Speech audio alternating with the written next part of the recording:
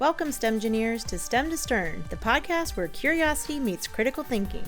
Join Chauntée and Jake as they discuss STEM topics that spark debate and exploration. Hello, everyone. Welcome to STEM to Stern. I'm Jake. I'm Chauntée. Today, we're talking about the intersection between STEM and the arts.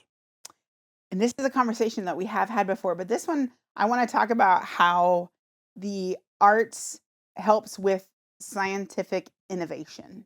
And creativity. Yeah. Right? So you think about with your creativity, like things that have been created, you need someone with a creative mind to start the conversation.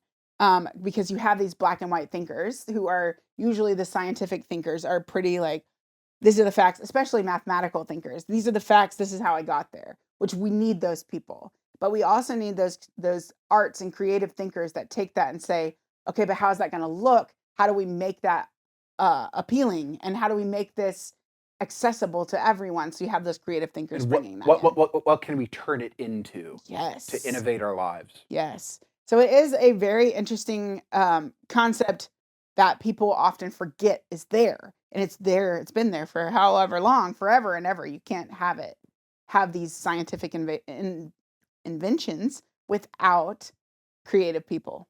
You can't. Totally. And in my time spent in grad school, I studied theory, but I had a lot of friends who were in experimentation. They're experimentalists. And you definitely have to be creative to set up the right experiment for proving or disproving a particular model that you're working with. I mean, creativity is definitely a very important part of figuring out how to interrogate nature, if you will.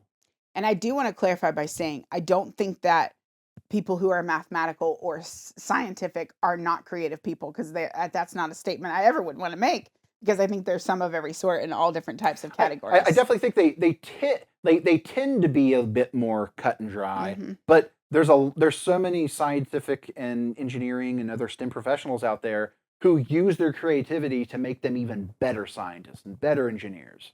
I have a friend who I work well with when it comes to writing curriculum, who is very much a type A thinker, where she says, this is what we need, this is how we achieve it, and she lays it out.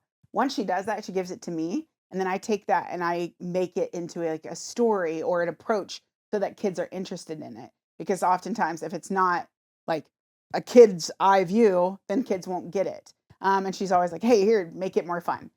So you need those two people to work together, because I am not good at the organization part of it. I'm not good at the keeping things to make sure everything is exactly how it needs to be to fulfill this need.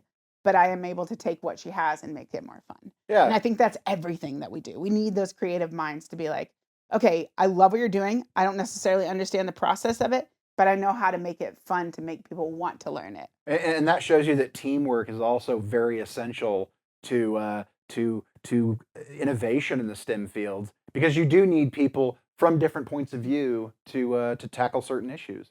If I was running everything, it would be a chaotic mess, because I wouldn't be able to actually achieve things.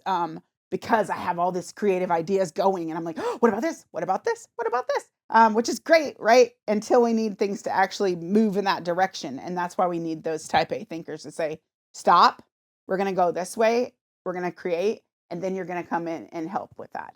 And I think that's the way with scientific inventions and things like that. Yeah. Like, we want innovation to happen, but you also want it to be an attractive thing.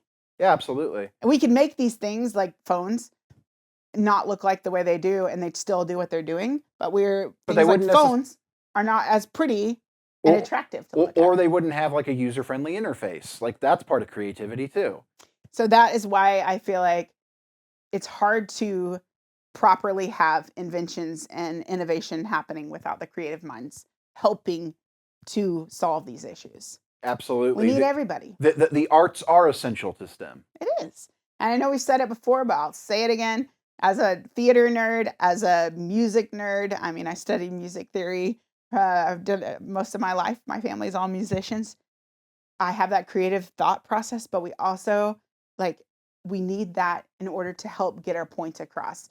And the same thing with Hamilton, right? People didn't really know about the story of Hamilton. Guess why you know the story of Hamilton? More people now, because of the arts. We bring it to life for you. That's what I like to say anyway. Absolutely. I totally agree with that. Yeah. Let us know what you guys think in the comments. What ways do the arts and creativity help STEM and vice versa? We can't wait to hear from you. Please always tell us your thoughts. Keep thinking and exploring. Give us feedback. We're excited to share our fun facts, but we also want to hear yours. So And keep STEMifying your world. do it. Till Later. next time. Thanks for tuning in to STEM to Stern. We hope today's episode got you thinking. If you enjoyed the discussion, subscribe and share it with others. And be sure to check out our show notes for free resources and links that go along with today's episode. Until next time, keep questioning and keep exploring, STEM engineers.